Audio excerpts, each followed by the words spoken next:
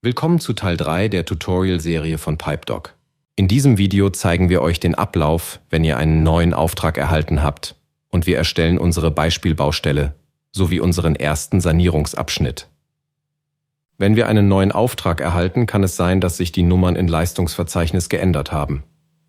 Um diese anzupassen, öffnen wir das Einstellungsfenster über die Menüleiste und wechseln in den Reiter Leistungsverzeichnis.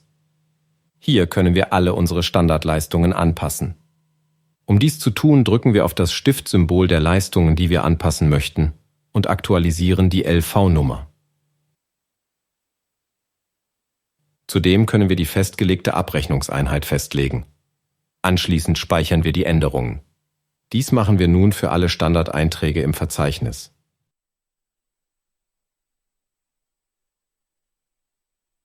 Möchten wir eine neue Leistung anlegen, könnten wir dies über den grünen Button oben rechts tun. Am Ende übernehmen wir alle Änderungen in unser Programm. Eine weitere wichtige Angabe, die wir in den Einstellungen machen können, sind die Angaben zu unserem Harz, welches wir verwenden. Hierfür navigieren wir wieder in das Einstellungsfenster über die Menüleiste und wechseln in den Reiter Harzgemisch. Dort können wir das Harzgemisch, welches wir aktuell verwenden, auswählen. Wir überprüfen die Sollwerte und aktualisieren unsere Angaben zur aktuellen Charge.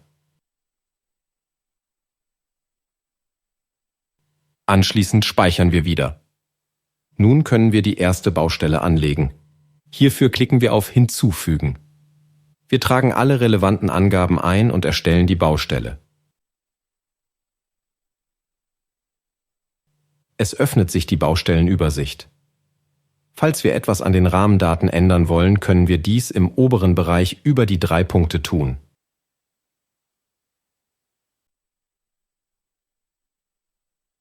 Als nächstes erstellen wir unseren ersten Sanierungsabschnitt. Hierfür klicken wir auf Abschnitt hinzufügen. Bei den Feldern Rohrdimension und Material können wir aus einer Vorauswahl auswählen oder eine individuelle Angabe machen.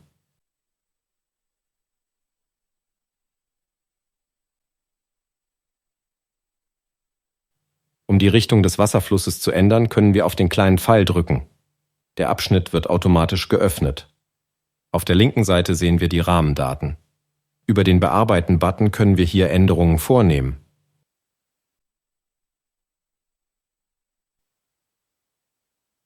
Auf der rechten Seite sehen wir unsere Protokolle.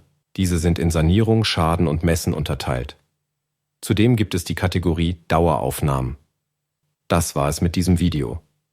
Im nächsten Video zeigen wir euch, wie ihr euren ersten Schaden dokumentiert.